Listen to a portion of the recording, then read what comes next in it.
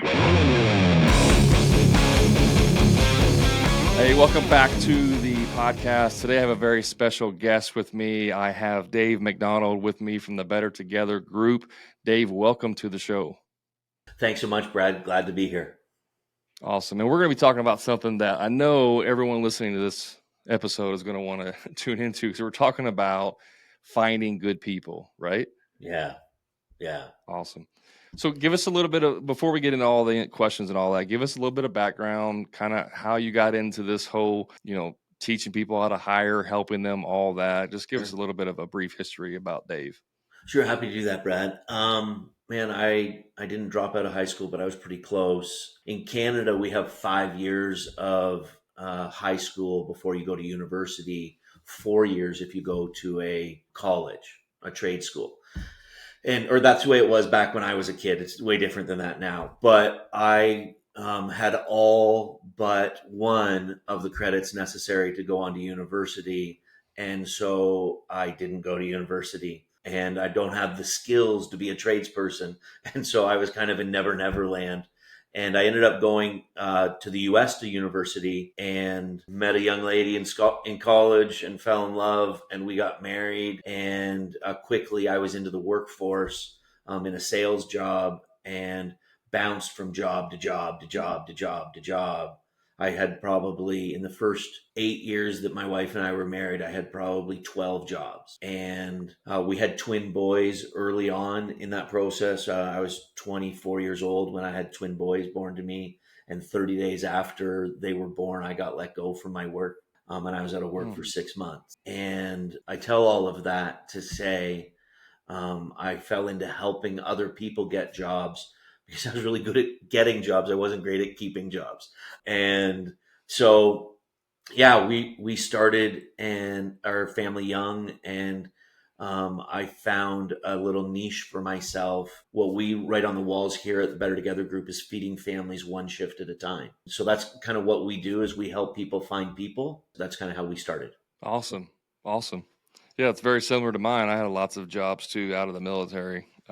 Sure. Never, I don't know if it's ADD or just, I'm still trying to figure out what I want to do when I grow up, Dave. I'm not even sure yet. So I hear you, brother. I hear you.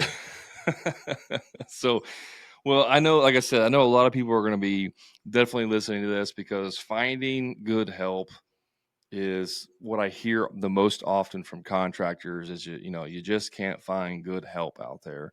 Now, Yeah. I'm sure you have some opinions about this. Do you believe that's true, or is that just an excuse people make?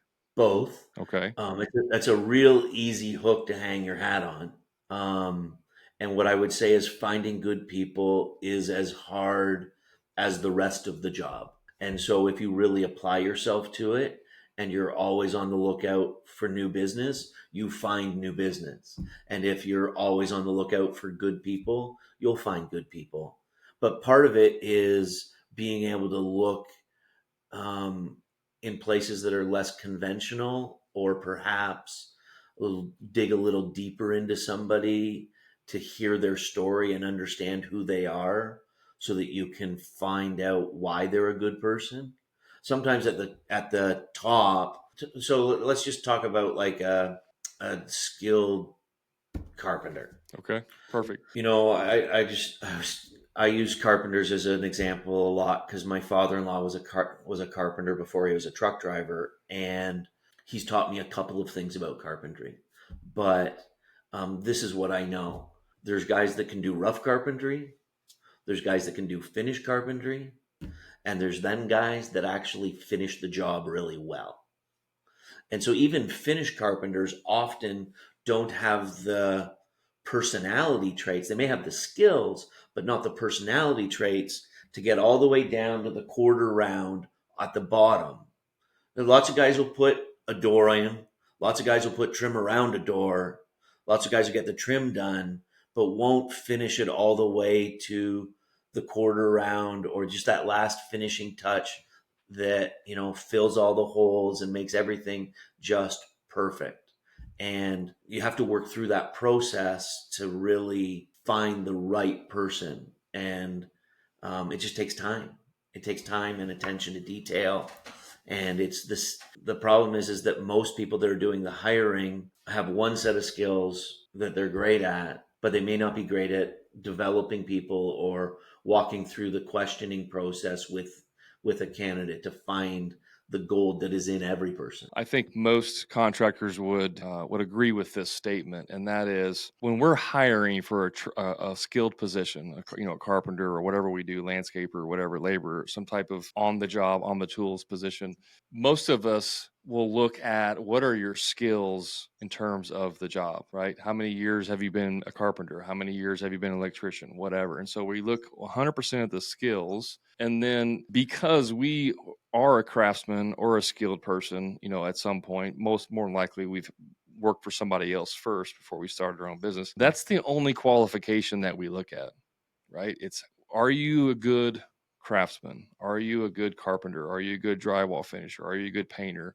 Are you good at your job? And then we believe that because we were a craftsman and we're hiring a craftsman, that we know what to look for, right? But myself, until later on in the business, when I was actually learned how to do a lot of this stuff, but early on, I had no idea how to hire people. I had no Yeah. idea what to look for. And so, like, I think what I want to get out of this statement is that learning how to hire is no different than learning how to do your actual job. It is a skill set that you have to develop or hire someone else to do for you. But nonetheless, it's not just something you do on a whim. You don't just put an ad out, a guy applies with 10 years experience and you hire him and that's it. Yeah, it needs to be a systematic process that you work people through. And I think that people that are looking only at the skill set miss it completely. The problem is there's lots of guys that have experience but don't have the life skills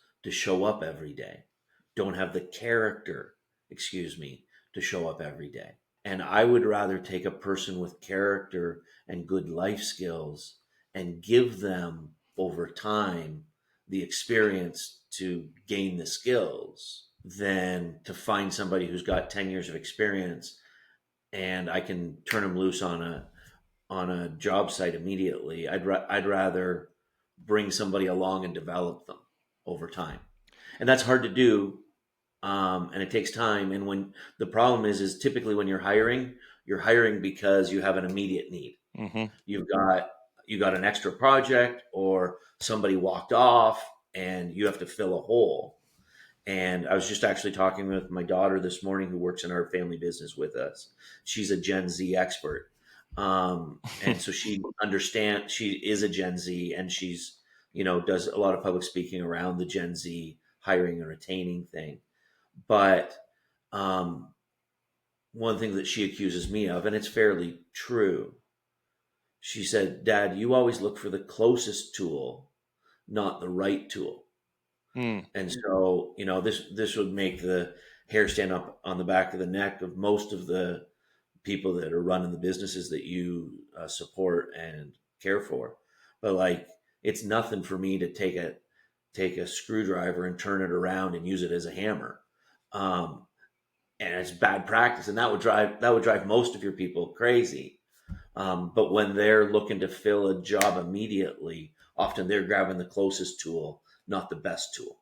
Does that make sense? Yeah, I mean, I think you could trade out closest with easiest or whatever, easiest Yeah. tool, closest tool, but it all makes sense. I had a funny story. I hired a guy one time and I thought, I knew he was rough. I knew he was a little rough around the edges with experience, but the first day on the job, we were finishing up a job and I was working with him and we needed to shave off something like chisel some thin set off a board or something. And he grabbed my wood chisel, like my carpenter, you don't use a wood chisel for anything other than chiseling wood. And Right. he used Right. my wood chisel as a hammer to start chipping this. And I was trying to be calm. And I just said, there's a lot of people that would be really upset with you right now, the way you're using that tool. And his response was, well, they'll get over it. And I, like, in that moment, I knew like this wasn't the right person. Yeah, that's not a fit. Yeah. And he only lasted 3 days, but to that point. Right. And it's those experiences over and over again that make people say there's not enough good people out there. Yeah. But if you go back and think about your hiring process when you hired him, like you said, you knew that he was rough, but did you ask the questions that would have shown that lack of care and concern for someone else's tools? Because it's I your tools that came from. I didn't ask those questions specifically. He was a veteran, and I thought, well, he's going to have a good work ethic. I'm a veteran too. I was like, veterans typically have good work ethics, and so I was like, he'll work hard. But then after hiring him, realizing that um, he was a veteran, but not in the capacity that I thought he was, and so like even that was a falling short of asking the right questions. Right. And that's so often where it falls apart is, and every job requires a different set of questions. So I wish I could come to you today with, a list of 55 questions that you can ask and guarantee you're going to get the right thing. But every culture, every scenario is going to require a different set of questions. What you really want to be focused on is conversation, getting to know the person, and making sure that there's a fit for you personally with them and their character. Yeah, absolutely. And back to what you were saying earlier about hiring, with the right character, I always call that EQ, emotional intelligence, right? A lot of times we hire for skill, but then we don't check for the emotional intelligence or the EQ. And so my phrase is always hire for character, train for skill. Sounds like you Yeah, would agree with that. But 100%. but what about the people that are say, I get that, Dave, it's great, but I need someone who has experience. I'm hiring for a foreman. I'm hiring for a project manager, a lead guy, whatever. He has to have experience. Yeah. Yeah. And so that guy does have to have experience. And so, like, the reality is, Brad, there's two reasons why people use our services. It's because they've got an ad out for somebody with experience, and they either have 1,000 resumes or they have one resume. And both of those are big problems Yeah. because in the 1,000 resumes, they're buried and they don't have time to weed through it. And in the one resume, it's not the right person, and they've probably seen that guy's resume or gal's resume 100 times before. And so, there is a process you have to work through and a patience you have to bring, and you have to be willing to network around. And, there's a statement about recruiting that's just like always be recruiting, Yep. like always be building relationships with other tradespeople who and you can talk to, and you can kind of see who they know who happens to be in the street today that's looking for work. Yeah, there was I can't remember who it was. It's an older book. I don't know if it was Brian Tracy or one of those great author business people that said, if an A player or a rock star walks into your business and you're not hiring for that position right this second, you still hire them anyways and like find a job for them essentially. Yeah. Yeah. It's a great practice. Okay, so what are the characteristics in an employee that we should be looking for? Sure. So I have kind of two scenarios the way I look at this. The first one is what I refer to as my WTF philosophy. And Brad, that WTF may stand for something different than what you're accustomed to hearing it. So just be patient with me. It all spells out of my life. Like, these are just my life experiences, born over time. But our WTF philosophy is work hard, tell the truth, and finish the job. And so when I sit down with people and I tell them my WTF story, I grew up on a hobby farm as a kid. My dad was a school teacher, but we had, 25 head of cattle and 100 chicken and a hay field we had to take care of. And like, my dad was just always working. He was a hard worker. And when my wife and I got engaged, my grandmother said to my then fiance, "Why would you marry such a lazy, lazy young man?" Hmm. And my whole life, I've been trying to overcome that reputation. My grandma's been promoted to glory a long time ago, but I'm still trying to outwork that mentality that I was trying to overcome as a teenager. And then, so work hard is just super important to me. Those are the work hard, something that I tried to instill in my kids and became a natural part of our business. The T stands for tell the truth. Uh, I believe there's two types of people in the world. There's truth tellers and there's liars. That's all there is. And so when I was in my early 20s and bouncing around from sales job to sales job, people used to, encourage me to mm, shade the truth, or, maybe expand on it a little bit, or exaggerate things, or maybe not be truthful. And I really struggled with that. And so in my late 20s, I had a day when I made a decision. I'm going to be a truth teller. And that's just super important to me. And so I know that I'm in better relationships with clients when I tell them the truth, always the truth, nothing but the truth. And then finishing the job, just finishing skills are hard to come by. And honestly, I'm not that guy. I don't have finishing skills. I've got starting skills. And so I try to hire around me a team of people that are good finishers. So that's kind of our, that's our hiring philosophy. And we talk about that with a lot of different people, and it clicks with people that, have come up through the trades, or understand a hard work ethic. And they, if, and so you're going to ask questions to people about, talk to me about times when, you thought it was going to be an 8-hour job and it took you 10 or 12, and how did you get through that, and how do you manage that? And you're just asking for those kinds of questions where people can give you examples of how they've been a hard worker in their life and just exemplified that. And the same for tell the truth and finish the job. Tell me a time when telling the truth cost you something, where you didn't get the project because you had to tell the truth. Or what's it mean to you to tell the truth? And when you're up against it, how do you manage that? And then just examples of how you're a finisher.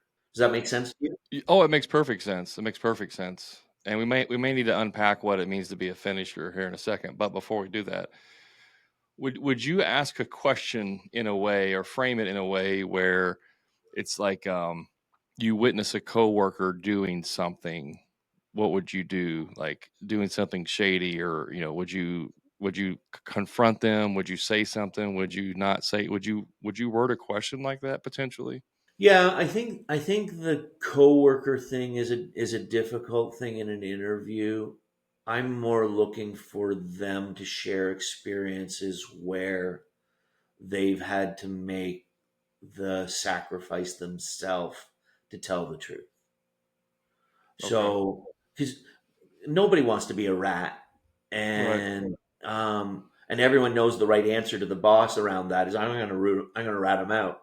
But like my experience is that, like, even with my own staff, I mean, I'm involved with my staff every day. We talk frequently. We have a small team. They start to build relationships with each other that are, even because they work together so much, it's hard for them to break that bond, even for the guy who signs the check. Yeah. And so when you're having a pop with somebody every day, or having a cigarette with somebody every day, you're pounding nails or cutting lawns or whatever, you're riding in the crew truck together every day, it's going to be hard to get them to talk about the other person, in my Gotcha. opinion. That makes perfect sense. Yeah. Okay. So I want to kind of just unpack what finishing means, because I don't know that everyone truly understands what that means. So how would you describe like what finishing means? Yeah, for me, finishing is attention to detail and closing the loop on the project. So not it's not just enough to put the tools back in your box and, like, to have everything completed and pack up and leave. It's the communication at the end, so that the person you're doing the project for knows it's complete. It's not done until everyone knows that it's done. Does that make sense to you? Yeah.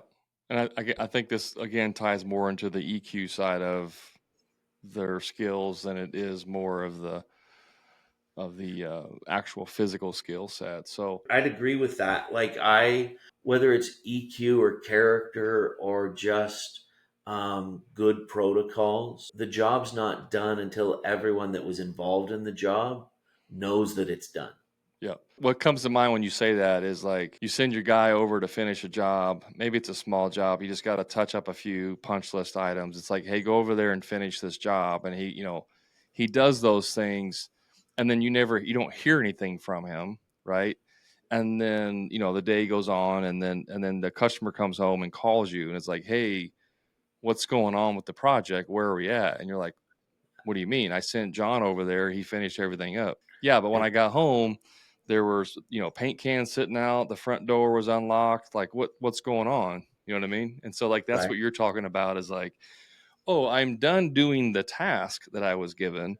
Right. Now, maybe I need to lock the door. Maybe I should tell the customer we're done. Maybe I should clean up everything. Maybe this and Right. this and this. Like, there's additional responsibilities beyond just doing that task. Yeah, and so I had a guy come and do some tree work for me at my house last week, and his commitment to me was that when they took the tree down, they would fill the divots in my lawn, and they would take away all the brush and blow out the driveway so that there was no chips around. Okay, and it took him like he was there with his crew on one day, and then he came back a second day, and it took him almost a whole second day to finish the project well. But man, did he do a great job. And then he came and sat down next to me, and we had a pop, and we talked about the fact that it was done. And he showed me what it was that he had completed. And so for me, with my staff, what I look for is an email or a text message that's then when I've given them a task, that they respond back to me with just a TCO, taken care of, done, and I know that it's done. But in a contractor situation, and if the homeowner's not there or whatever, I'd be like pictures, like show me this, show me it's done. I joke with people all the time. It feels like I'm from Missouri, the show me state. Mm. And I just like I want to know, but I need to see to know. Yeah, I think I had it one time when I was with my guys, and we started using a software on your phone, the picture taking app, that stores all your pictures and stuff. And so I'm telling my guys, I'm like, guys, you got to take more pictures. Like, you can't just, do a whole bathroom remodel and then when you're done, take one picture at the doorway.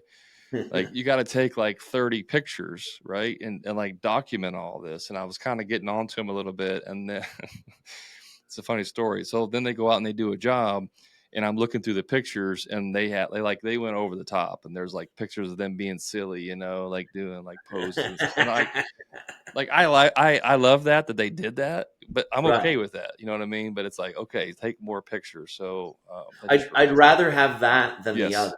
If exactly. like if you're going to be like we want to have work cultures where people want to work, and so we have a saying in our house: if you can't laugh at yourself, the whole world stinks. Hmm. It's something we started trying to teach our kids when they were 3 and 4 years old. And you got to be lighthearted about some things, and you got to be able to joke and cajole and laugh. And gosh, life is so serious. Hey, just a quick time out from the show. If you're a frustrated contractor who's dealing with low profit margins, stuck working on the tools every day, or doing free estimates for people who are never going to hire you in the first place, I invite you to my private contractor community, the Profit Club, where contractors just like you are adding 2 to 3 times more profit each year without producing any more jobs, and finally getting completely off the tools to never do another free estimate again. So if you're ready to increase your profits, stop doing free estimates, and get off the tools, then all you have to do is click the link in the show notes to learn more about the Profit Club and see how it can easily 2 to 3 times the cash in your pocket, give you a proven sales process that will convert more jobs with ease and get you off the tools once and for all. And the best part is you can do all of this without having to produce more jobs than you currently are. Click the link to learn more. Now let's get back to the show. Oh yeah, and I want to talk about culture next. Sure. But for me, when I was still working on the tools, even full time and even part time as I was transitioning off, but the greatest compliment in terms of culture that I got from a customer was them asking if we were related, like me and my employees. Like, are you guys related? Because you're like, we're cutting up, giving each other a hard time, joking around. And to me, Yeah. that's like the greatest compliment from a customer around culture. Yeah, absolutely. When they see the camaraderie that you have and they assume as a result of the camaraderie that you're related because you're just, getting along so well, you know, that's great. That's a good sign. So, what's the thing about culture? Like when we build a company culture, what Mhm. kind of culture do we need to build that values the employees themselves? Like, what's that look like? Kind of paint a picture for us here, Dave. Sure. I think there's two different questions in what you just asked, and I just want to make sure I get to really where you wanted to go. Is like, how do we build a culture that is employee friendly, or how do we build a culture where that we want represented in our business? Well, I mean, ultimately both, but let's start with the first one about that's employee friendly. Yeah. So I would say there's two S's to that. The first one is showing up for your employees. If you just show up, like, just don't be distant, be engaged. Don't, like, servant leadership, really, like, it's pretty straightforward. Yep. Don't ask people to go to places that you wouldn't go. Don't ask people to do things that you wouldn't do unless you're not capable. But, like, don't have things that are below you, but you want them to do them. Right. So just show up. And then the second S, to me, would be, well, maybe it's GS. It would just be like, give a shit, like like actually care about the people. If they don't feel like you care about them, then they're never going to care about you. Yeah, And so, that reminds me of I always give whenever I would hire someone, I would give them the speech, the new onboarding speech, and it was basically like I'm going to take care of you, right? Like if there's ever a situation where it's you versus the customer and you did what you're supposed to do, I'm going to bat for you. Like I'm not going to throw you under the bus because a customer said you did this or this. I'm going to get to the bottom of it, and if I have to fire a customer to protect you because you did right. If you were doing the right thing, then I'm right, going to do that. So don't give me a reason to not back you up, essentially, is what it right, was. right, And I had to do that a couple times, actually. I had to fire customers because they were talking bad about my employees, which, I work with them every day. I know how they are. And right, what they were saying didn't fit the bill. right. But Yeah. I think it goes along with the whole, give a shit mentality.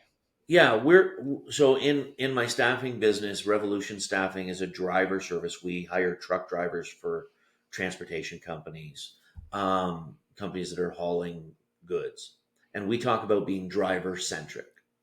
I sat at a Fortune 500 company this morning and was talking with them. They're considering bringing us on as a supplier, and I just said to him, I said, "Look, I want the business. Don't get me wrong, but please understand when it comes down to you or the drivers, I'm in the business for the drivers.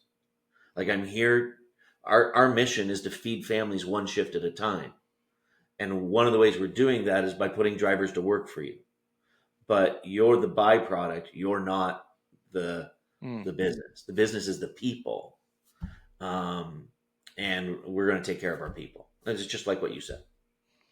And I would imagine that if they're doing things that go against some of those core values, then you're not gonna work for those people. You're not gonna represent them. You're not gonna put somebody into a situation where they're gonna get taken advantage of. Yeah, no, and in trucking it happens a lot, and that's one of Sure. the reasons why people like to work for us is because they know we've got their back and they know their check cashes every week. And most guys that are truck drivers have had an employer bounce a check on them and go bad. And I would imagine that's probably true in contracting as well, Oh, for sure. Yeah, for sure. right? So let's transition into what is the overall key to finding and recruiting quality workers? I mean, what's the core thing that obviously there's lots of moving parts here, but Hmm. if I just get this core thing right, I have a much higher percentage of finding, attracting, hiring good employees. What does that need to be? Sure. I think you have to understand it takes time. You have to invest time, and the time is not digging through a mountain of resumes. That's not the solution. The solution is being in relationship with the guy that you're hiring. So when you're hiring them, go slow. Don't be desperate to hire. As you said, when good people come, hire them, and then you'll be in a lot better spot. I think that if you invest time in understanding who you're working with and what their skill levels are, and you can set the stage and create clarity for them coming in as to what your expectations of them are, and they can be clear about what their expectations of you are, that's going to set the stage for a much better experience for everybody. But unfortunately, it's just a matter of and there's like the honest to goodness truth is, most of the guys who are running businesses like what we're talking about don't have a lot of time. They're already, as my grandfather used to say, trying to put 50 pounds of shit in a 40-pound bag every day. And the problem with that is when you're doing that, you end up getting some on your feet, right? And Yep. it gets a little bit messy.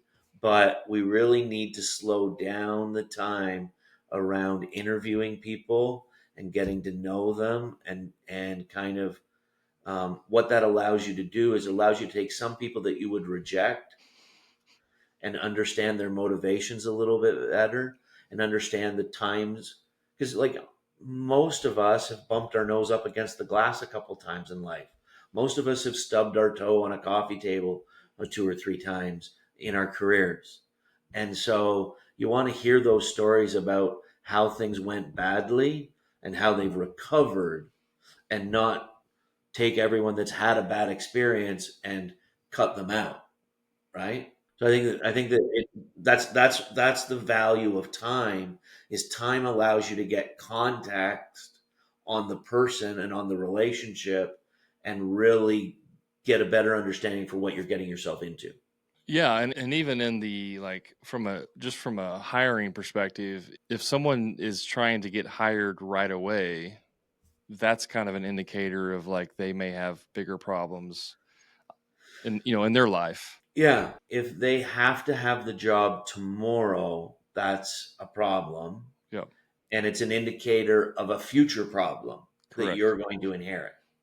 So, like, you might help them solve their problem today, but whatever caused that problem, that's like, you're going to find that out again. That's going to reoccur, Yep.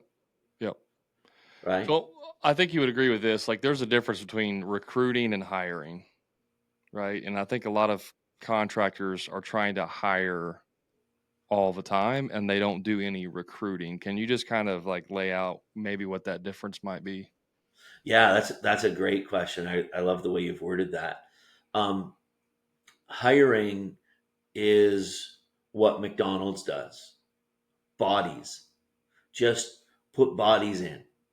Recruiting is sourcing candidates, vetting candidates, and creating an onboarding process where they get brought on board and trained and up to speed in a methodical, thought through way.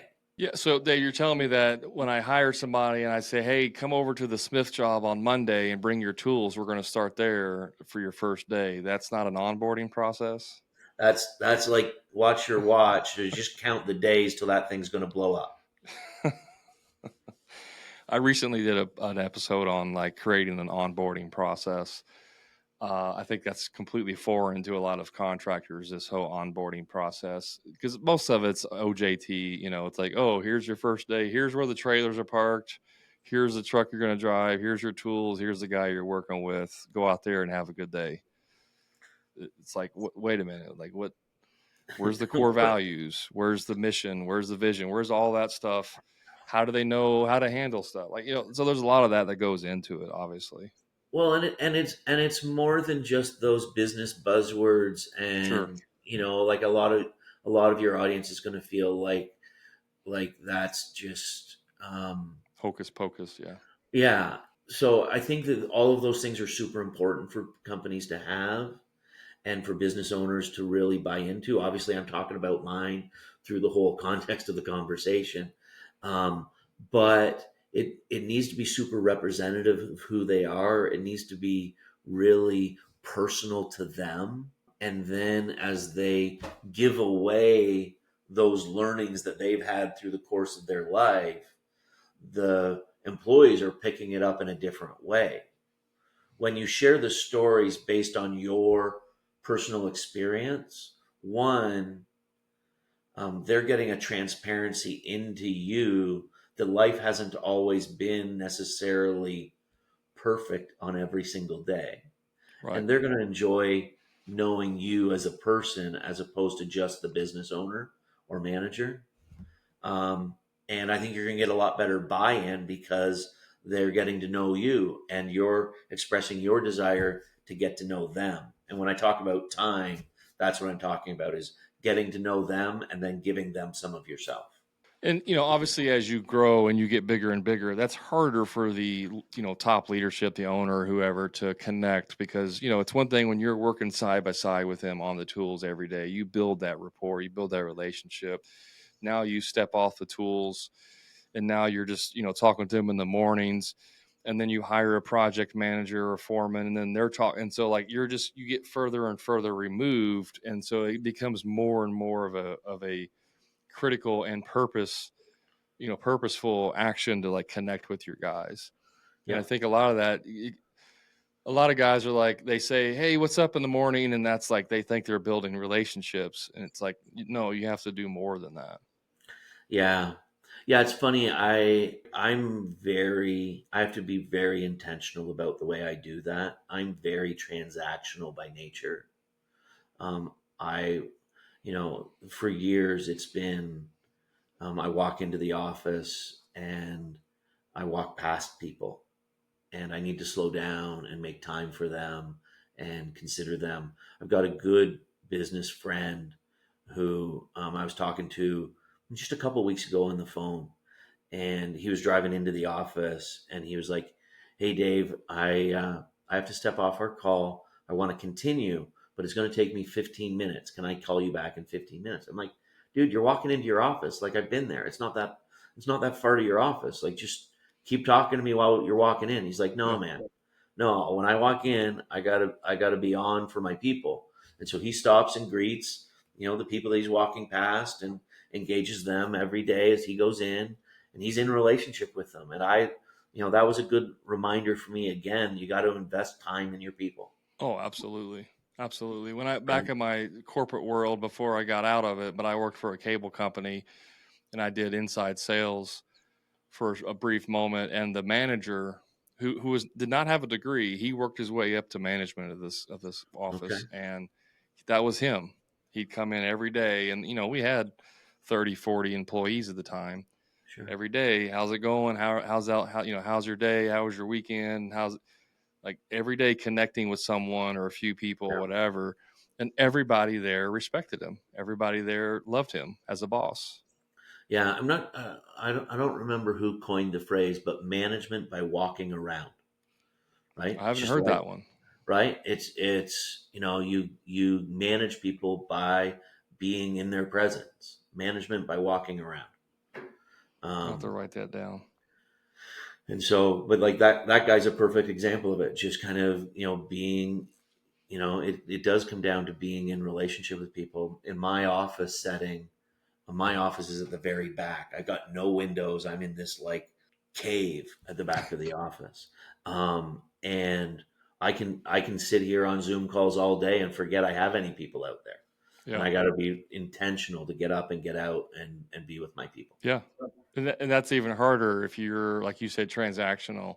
If you're all about, we got to get this done. We just Yeah. got to get it done. Yeah, yeah. I'm so results driven that Yeah. all the things that I'm talking about, I'm not good at. Okay, these are lessons learned. I my LinkedIn profile says I have an MBA from the School of Hard Knocks. Yeah. I'm this is what I've learned by doing things wrong mostly. What's the most important question here as we start to wrap this up? What's the most important question that I didn't ask that I should have? I think the most important question you didn't ask was where do I find the people? Mm, that is an important question. And my answer to that would be typically you find the people under rocks that you're not looking under, What do you right? mean by that? Expand on that a little bit. Well, I think that in today's age, people are like, we'll put up an ad on Indeed and we'll see what we get. Or, in a, nobody's really advertising in trade publications anymore. But like there was all these different job boards or Facebook or whatever. And um, most of the great people that I've hired into my business, people that have stayed a long time, people that have been really good workers, um, I met somewhere and I built a relationship with them over years. And when they came to look for a job, they called me. So one guy just recently hired him. I met him 7 years ago at an industry event. And we built a little friendship, and his time at his other company came to an end. And he called me and said, Dave, you're the first person I call. And I was like, well, Stano, I don't have a job for you today, but I'll find one for you tomorrow. And, just exactly what you said. When you find 8 players, you hire them. Yep. Yep. Another guy that I like, really worked well with me, worked with me for 10 years, was a drummer at my church. Hmm. There's just something about him in character. And I didn't know him super well. I knew his wife probably better than I knew him at the time. But I could tell that there was something in his nature and who he was. And he was a great employee for a long time. So they're typically lurking in places that you're not looking. Well, and I think I definitely have had similar experiences like that. I think the key takeaway though is like most of your A players, they're not sitting at home on a couch waiting for your Indeed post to come across their feed. I mean, You know, they're working for someone. I would say almost no A players are sitting at home looking at Indeed.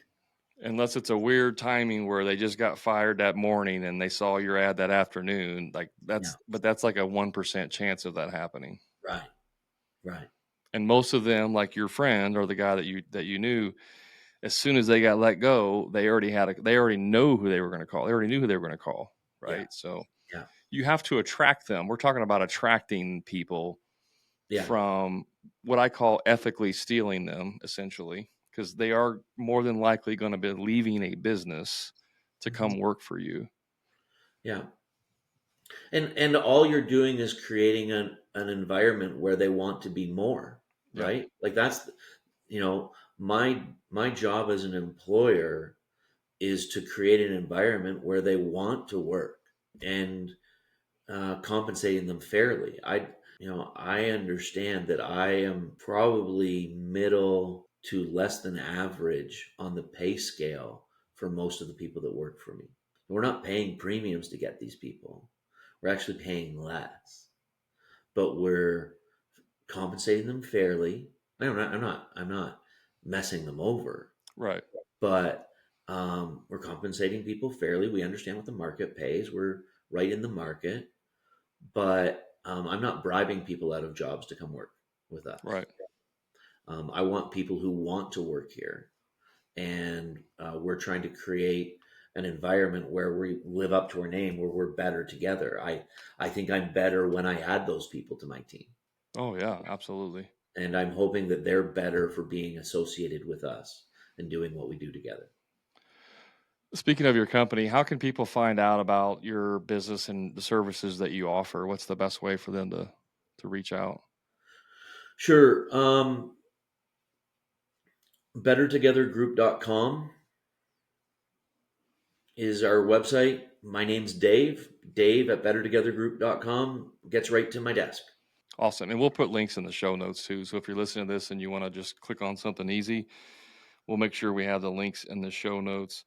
One last question I'd like to ask everybody, Dave, is what's a book that you either currently reading, just recently read, or one that you recommend? Hmm. Well, um, gosh, I I really enjoy the author Patrick Lenciani, Mm-hmm. and I will gobble up pretty much anything that's written by him. Um, I think Um, to our corporate clients, I recommend Death by Meeting. Um, but he does have another book. Uh, I think it's called The Ultimate Team Player, The ideal team player. Ideal Team Player. Yeah. And so that's a really good book. I also really like Traction Mm-hmm. uh, by Gino Wickman, um, because I'm not a finisher. I need somebody around me who is, Yeah. and so I'm that visionary leader, and I need um, the integrator, or what I like to call the executioner. Love it. Love it. Dave, thanks so much for being on the show. Great takeaways on some of the stuff. I wrote a bunch, a whole page full of notes here. I really appreciate your time and knowledge and sharing that on with my audience. Brad, thanks so much for having me on. It's a great pleasure to do this. I love people, and I love talking about people, finding the right people. So happy to be on your show. Thank you so much. Thanks again, Dave. Guys, you know where to find me on the social media platforms. You just search for the Hammer and Grind podcast. And remember, until next time, profit is not a dirty word.